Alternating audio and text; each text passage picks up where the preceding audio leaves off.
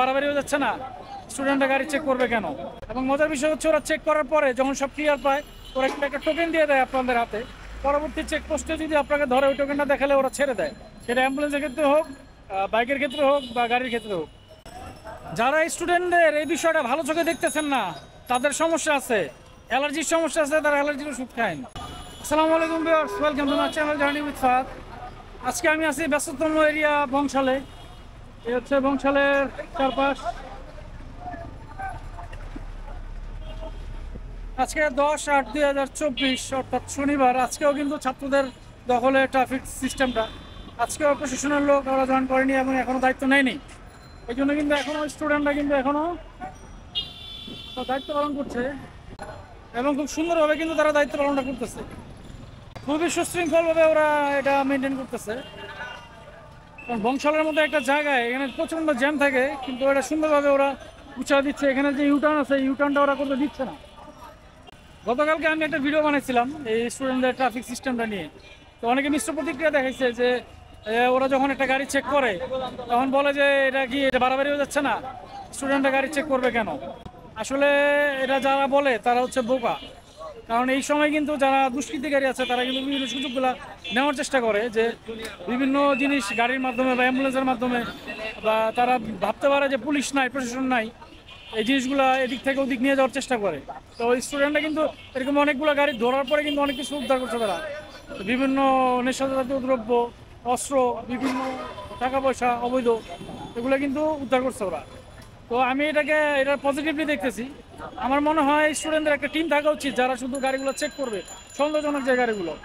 ঠিক আছে, তো ভাবার কোনো সুযোগ নাই যে পুলিশ নাই, আমি একটা অবৈধ জিনিস নিয়ে এক জায়গা থেকে আরেক জায়গায় চলে যাবো, এরকম কোনো সুযোগ নাই।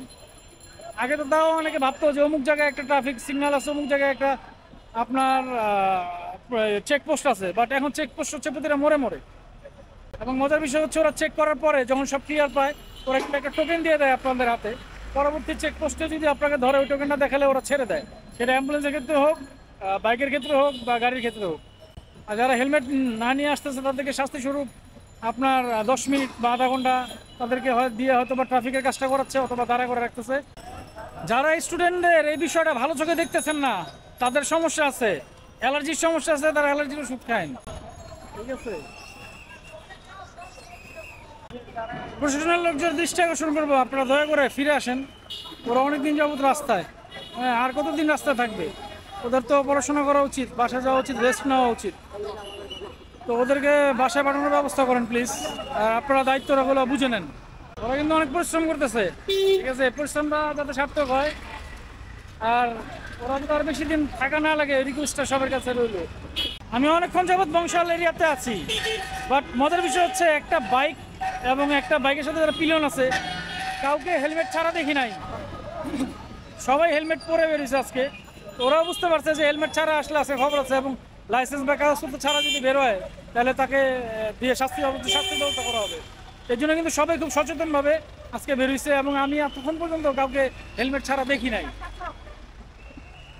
সবাই শৃঙ্খলার সাথেই কিন্তু মোটামুটি গাড়িগুলো চালাচ্ছে। কোনো উল্টাপাল্টা নাই, কোনো জ্যাম নাই। আগে জ্যামটাতে মানুষ একটা ভয় পাইতো, ওই ভয়টা এখন কেটে গেছে। আজকে বংশালে এখান থেকে বিদায় নিচ্ছি। আর ওদেরকে সহযোগিতা করার চেষ্টা করবেন, এবং আপনারা নিজ দায়িত্বে শৃঙ্খলা বজায় রাখার চেষ্টা করবেন, যাতে ওদের কষ্টটা একটু কম হয়। হ্যাঁ, শুধু ওদেরই যে কাজ, আপনারা কাজ না এটা না, সবাইকে আগে আসতে হবে, সবাইকে সহযোগিতা করতে হবে একে অপরকে। আজকে এই পর্যন্তই। আল্লাহ হাফেজ, আসসালামু আলাইকুম।